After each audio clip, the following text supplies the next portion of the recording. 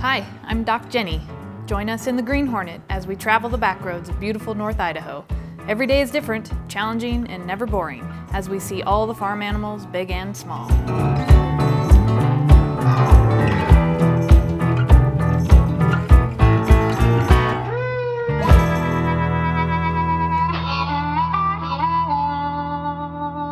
You're on the road with Dr. Jenny in the Green Hornet.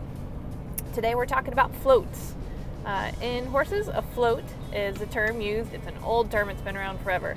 It's used for when we remove the sharp enamel points on the horse's teeth. So we're going to be doing a float here on a horse here in a little bit that is a rescue horse.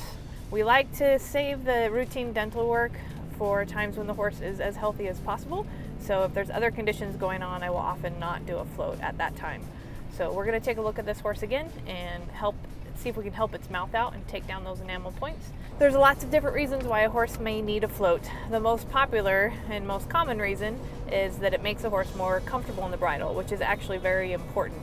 Those sharp enamel points that grow on the side of the horse's teeth are there to protect the teeth, because the horses wear their teeth throughout their lives by grinding them down. They are an herbivore, so they're meant to grind their food.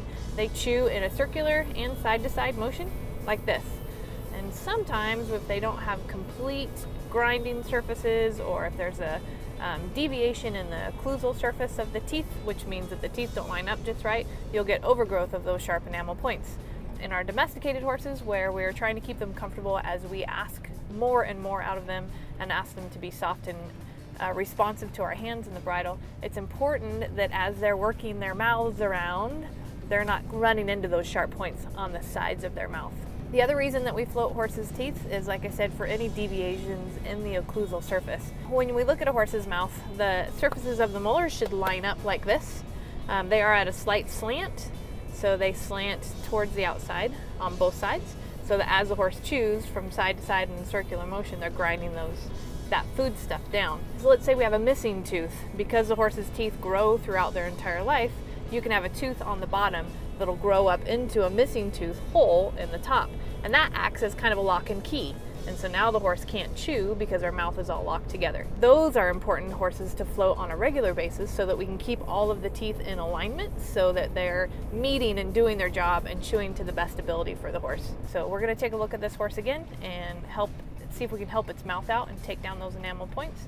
And we'll have a discussion with the owner about what the further maintenance needs to be with that horse at that time. I've got little tiny hooks in the back. I've got one tiny little step tooth right in the middle of her arcade here on the left. Other than that, she's got good teeth. So yeah, that's a good find.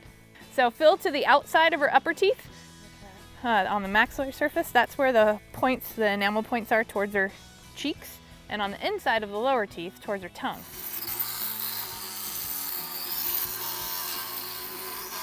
Yep. So our goal in a horse like this is to just take the enamel off.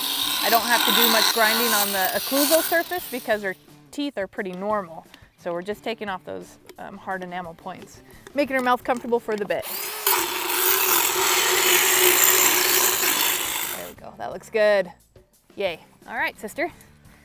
There you go. Obviously, you want your horses checked annually. It's part of our spring checkup. So we check for any overgrowth of the enamel points. And then if we start the horses with their floats before they're into a bit, so for most horses that's going to be around their 2 or 3 year old years when they start getting bitted up, whether they're being ridden or not. So that's a great time to make sure that there's no wolf teeth, that the caps are coming out, which are the baby teeth. They're coming out the way we need them to, and that the teeth are coming in aligned. Just like in humans, if we stay on top of it, then we can keep these horses' teeth healthy well into their senior years.